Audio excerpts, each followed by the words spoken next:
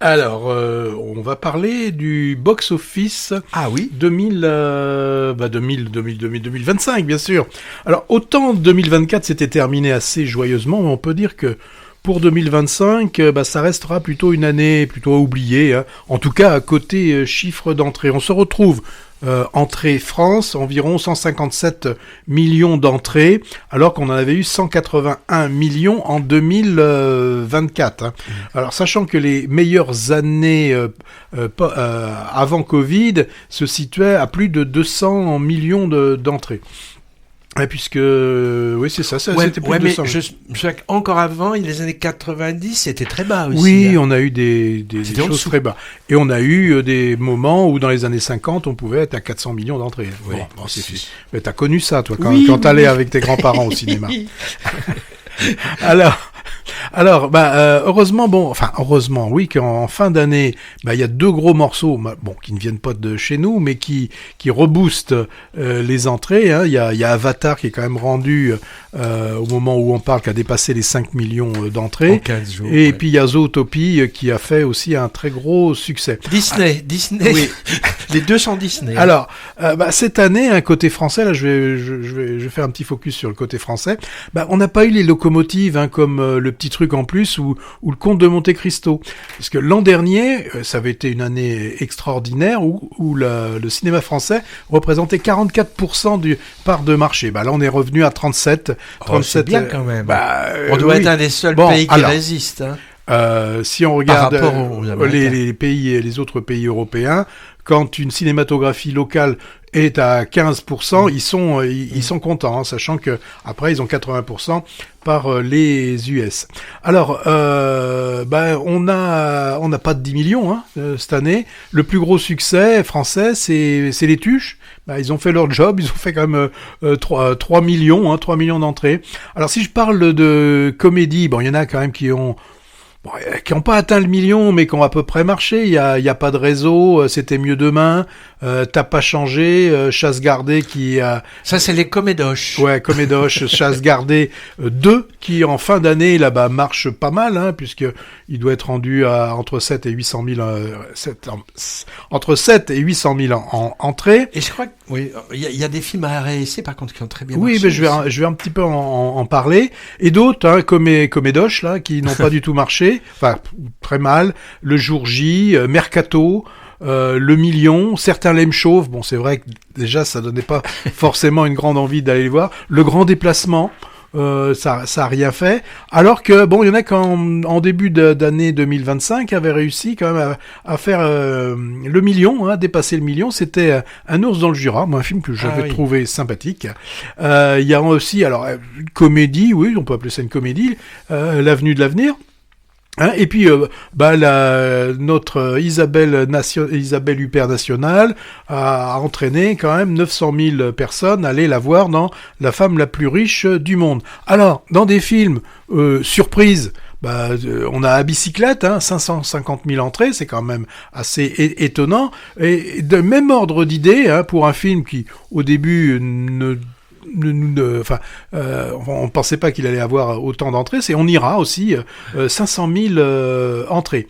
Les effets Cannes, ça marche pas mal aussi, hein. Si on regarde, par exemple, Sirat, 700 000 entrées, c'est assez étonnant.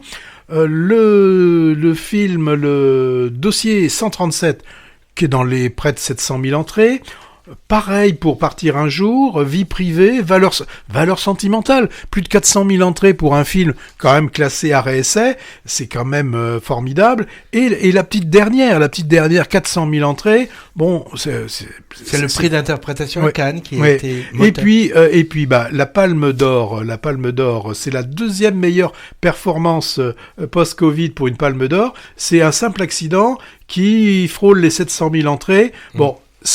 N'est pas monté au niveau de 2 ans avant d'Anatomie d'une chute qui avait fait quasiment 2 millions d'entrées. Alors on a eu des choses aussi bizarres, étonnantes. On a quand même, nous on l'a pas vu, 500 000 entrées avec Sacré-Cœur quand même. Oui. Et puis 300 000 entrées avec un film pas pas si facile d'entrée de jeu, c'est Muganga, celui qui soigne, et aussi Fanon, 200 000. Voilà, ça c'est pour le côté français. Il y a des films qui, début 2006, devraient bien fonctionner. 2026, tu veux dire? Qu'est-ce que j'ai dit? 2006. On est déjà en 2026. On n'est plus en 2006, je te confirme. Ah bon, bah dis donc, on me dit rien, moi. Et là, tu vas certainement nous en parler. Alors, bien... les films qui ont fait le plus d'entrées, on l'a dit, c'est les films américains. Bon, ils ont déjà eu assez de succès. Bon, il y a quoi? Il y a eu Avatar, Lilo et Stitch. Qu'est-ce qu'il y en a eu d'autres? Captain America, des choses comme ça. Je crois que dans les 10 premiers, c'est 10 films américains qui font les plus grandes entrées. Donc là, j'ai pas trop, j'ai pas trop envie d'en parler. Alors, pour 2026, qu'est-ce que tu nous... Après le box-office 2025, une petite sélection de quelques sorties de 2026. Elles sont attendues ou pas, ça dépend des gens. Pas mal de relectures de classiques piochés dans la littérature, chez Homère, Shakespeare, Victor Hugo, Émilie Brontë ou Marie Shelley, des valeurs sûres. On a aussi des biopics de grands personnages, forcément ça marche, et des franchises qui s'allongent. Rayon biographie filmée. Une sur Michael Jackson, qui n'évoquera sans doute pas des sujets qui fâchent, car c'est une production familiale. Intitulée tout simplement Michael, avec une bande-annonce, je sais pas si tu l'as vu Patrick, au montage stroboscopique trépidant, où on ne sait pas trop si on voit le vrai ou le faux Michael Jackson.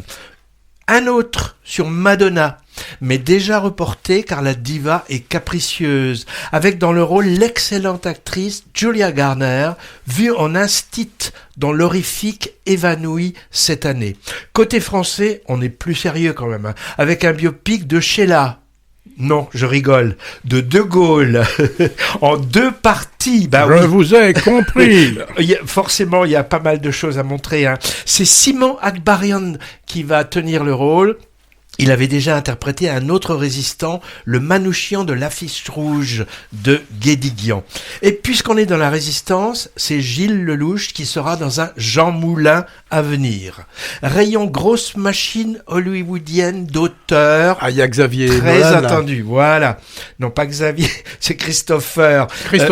D'abord le prochain Spielberg, science-fiction avec des aliens qui débarquent.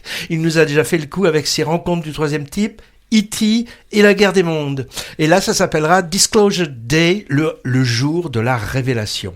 À la suite d'Oppenheimer, Christopher Nolan, je crois que c'est Christopher, s'attaque carrément à Homer. Tiens. Mais c'est pas Homer Simpson, mais en adaptant rien moins que l'Odyssée avec Matt Damon en Ulysse et en IMAX. On salive quand même, Des suites, ensuite. À non plus finir. Américaine, avec de nouveau Meryl Streep dans Le Diable s'habille en Prada. Encore? Oui. Un Jumanji 3, Hunger Games 4, Toy Story 5 et Scream 7. Bâillement. J'ai failli oublier Dune 3. Avec le même Chalamet. Et ce sera une autre année Chalamet cette année, puisqu'il est aussi dans le très prochain Marty Supreme. Il est en champion de ping-pong des années 50 et déjà favori des Oscars. Et bien sûr, pléthore de super-héros, même si la formule s'essouffle un peu. Côté Marvel, un Spider-Man, un Avengers, j'ai perdu le décompte pour dire les numéros en fait. Et côté DC Comics, une nouvelle Supergirl. Et pour les enfants ou les kidultes, comme on dit maintenant, il y a un Super Mario de plus. Rayon hexagonal. L'actrice préférée des Français, c'est qui? Alors, je te pose la question. Sophie Marceau. Oui, elle sera forcément du LOL 2. Après LOL 1, la Boom 1 et la Boom 2. Et il n'y aura pas LOL Ita? Non. Et en vrac, alors des trucs qui me font envie. Un duo Jean-Pascal Zadi et Raphaël Quenard en agent de basketteur aux États-Unis dans Le Rêve américain. Ouais. Un nouveau Misérable, ça manquait sans doute, avec Lindon en Jean Valjean. Le prochain Jean-Pierre Jeunet, au joli titre, Changer l'eau des fleurs. C'est pas mal. Et un autre titre intriguant qui s'appelle Camembert. Ah oui, rien à voir avec le vrai fromage. C'est une comédie qui parle du jeu Trivial Pursuit, en fait, avec Alex Lutz et Christine Scott Thomas, qui en a pas vu depuis un moment. J'ai encore au magasin Hurlevent, relecture du classique d'Emily Brontë, avec Margot Robbie et Jacob Elordi. Autrement dit, Barbie rencontre Frankenstein. Et puis, puisque j'évoque Frankenstein, après Guillermo del Toro, qui avait pris cet acteur Jacob Elordi pour son monstre, sur Netflix, une autre adaptation du classique de Mary Shelley pointe son nez, c'est The Bride, qui s'intéresse cette fois à la fiancée du monstre. Alors, on parlera éventuellement de tout ça, si ça vaut le coup, et forcément, on parlera d'autres plus confidentiels. On n'a pas de Baudin cette année, non? Ah, je l'ai pas vu dans la liste, mais peut-être, Baudin 4, 5, 6.